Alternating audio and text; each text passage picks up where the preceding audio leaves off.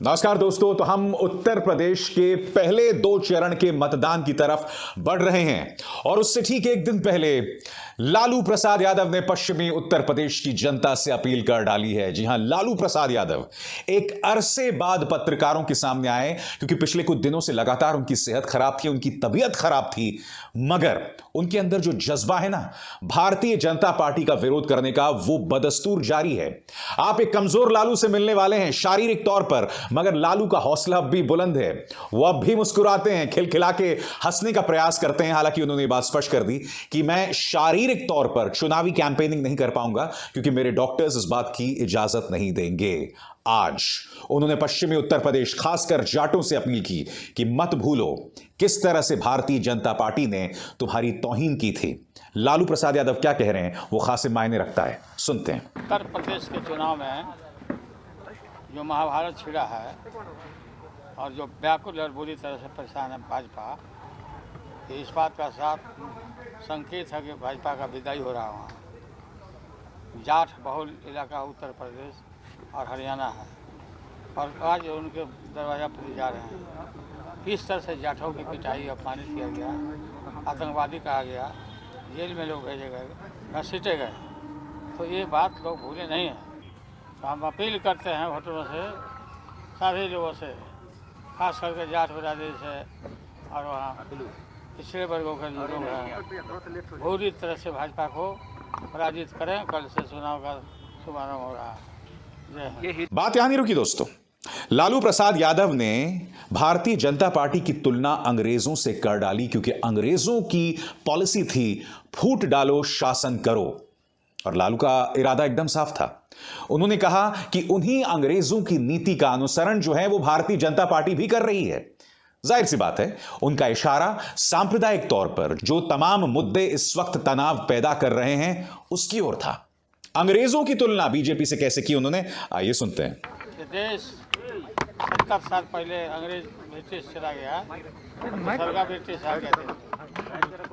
हम सब बारे ने ब्रिटिश को भगाया था और वो समाप्त हुआ, लेकिन अब 70 साल के बाद नया अंग्रेज ये सब आ गया भाजपा के रूप में, जो दंगा फसाद करना चाहता, लेकिन देश इसे माफ नहीं करेगा। दोस्तों, मैं आपको बतलाना चाहूंगा लालू प्रसाद यादव वो शख्स हैं जिन्होंने आज से नहीं 90 के दशक से भारतीय जनता पार्टी का विरोध किया है, लगातार विरोध किया है। जब आडवाणी जी ने रामरथ यात्रा शुरू की थी तो एक लालू थे, जी हां, एक लालू थे जिन्होंने उस रथ यात्रा को बिहार में घुसने से रोक दिया था क्योंकि वो रथ यात्रा जहां जहां से गुजर रही थी सैकड़ों लोग दंगों में मारे जा रहे थे। जी हां, एक मुझे याद है मैंने आज से कई दिनों पहले एक शो किया था और उस शो में मेरे पास एक मानचित्र था दोस्तों। उस मानचित्र में यह बात स्पष्ट हो रही थी कि आडवाणी जी की रामरथ यात्रा जहां जहां से गुजरी दर्जनों लोग दंगे में मारे गए और लालू प्रसाद यादव ने आडवाणी जी की रथ यात्रा को रोक लिया था। वो दिन है और आज का दिन। लालू प्रसाद यादव कहीं ना कहीं भाजपा के जानी दुश्मन बन गए थे और यही वजह है कि अरसे तक उन्हें जेल में रखा गया, उन पर निशाना साधा गया। लालू प्रसाद यादव चाहते तो भाजपा से समझौता कर सकते थे और उस समझौते के चलते उन्हें जेल में एक भी दिन नहीं बिताना पड़ता।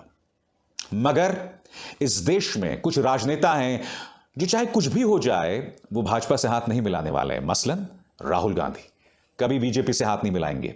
लालू प्रसाद यादव, उसका मैं जिक्र कर चुका हूं, और यही नहीं, अखिलेश यादव, वो भी मुझे ऐसा लगता है कि कभी भी किसी भी सूरत में भाजपा से हाथ नहीं मिलाएंगे। दूसरी तरफ बेशक इस वक्त ममता बनर्जी जो हैं कड़ी चुनौती दे रही हैं प्रधानमंत्री नरेंद्र मोदी को, मगर आप जानते हैं कि अटल जी की सरकार में वो उनके साथ थी। और यही नहीं, नीतीश कुमार, एक जमाने में नीतीश कुमार और प्रधानमंत्री नरेंद्र मोदी में 36 का आंकड़ा था, मगर फिर नीतीश उनके साथ हो लिए। मगर लालू जी ने कभी भी, जिसे हम कहते हैं ना कि समझौता नहीं किया। मैंने आपको 90 के दशक की उस घटनाक्रम की बात की जब उन्होंने आडवाणी जी की रामरथ यात्रा को रोक लिया था। राम के नाम एक डॉक्यूमेंट्री थी दोस्तों। मैं चाहूंगा लालू जी ने क्या तर्क उस वक्त दिया था, यानी कि आज से करीब 30 साल पहले क्या तर्क दिया था आडवाणी जी की रथ यात्रा को रोककर।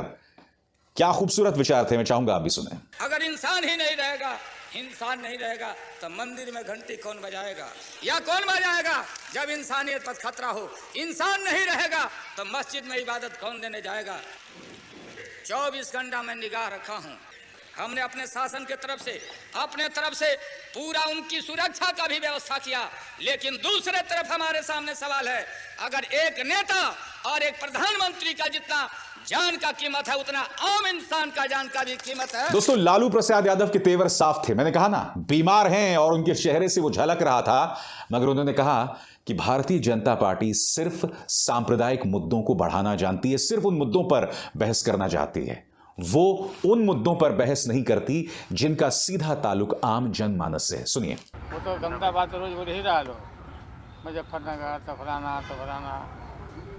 राम करते रहना। तो क्या सिविल वॉर की तरफ ये पूरा? हाँ, ये सब बताता है संकेत। देश में इतनी गरीबी है, महंगी है, बेकारी है, परेशानी है, उसकी एक दिन भी चर्चा नहीं हो रही है। चाहे पीएम का भाषण हो या किसी का हो, सिर्फ बहुत अयोध्या और वाराणसी, मथुरा काशी यही समय जो लगे हुए हैं, इनको चस्का लग गया है कि इसे करने से हिंदू वोट मिलेगा। हिंदू लोग भी कोई वोट नहीं देने जा रहा। एक पत्रकार ने उनसे यह भी सवाल पूछा कि बीजेपी तो यह दावा कर रही है कि वो उत्तर प्रदेश में 300 के पार चली जाएगी, तो लालू ने याद दिलाया पश्चिम बंगाल में भी तो इन्होंने ऐसी कुछ कहा था। बीजेपी तो ये कह रही है कि यूपी में इस बार 300 पार होगा तो और जगह भी तो बोल रहे थे जाकर कलकत्ता में, यही अभी सब बोले थे ना, पार कर रहे थे, अभी चले गए अपने। जैसे मैंने कहा ना दोस्तों, अगर लालू जी की सेहत सही होती तो यकीनन वो मैदान में जाते और भाजपा के खिलाफ जो है वो चुनावी कैंपेनिंग करते, मगर उनकी सेहत, उनकी तबीयत बहुत ज्यादा खराब रही है। और आज भी एक हल्की सी झलक उस पुराने लालू की हमें दिखाई दी, जो वो खिलखिला के हंसे और पत्रकारों के साथ मानो एक, जिसे कहते हैं ना कि आप जोक शेयर करते हैं, वो अंदाजे बयां हमने देखा। देखिए। सरकार कितने दिन चलेगी? कौन सरकार? वो तो आप जानते होंगे, रहते हैं रोज।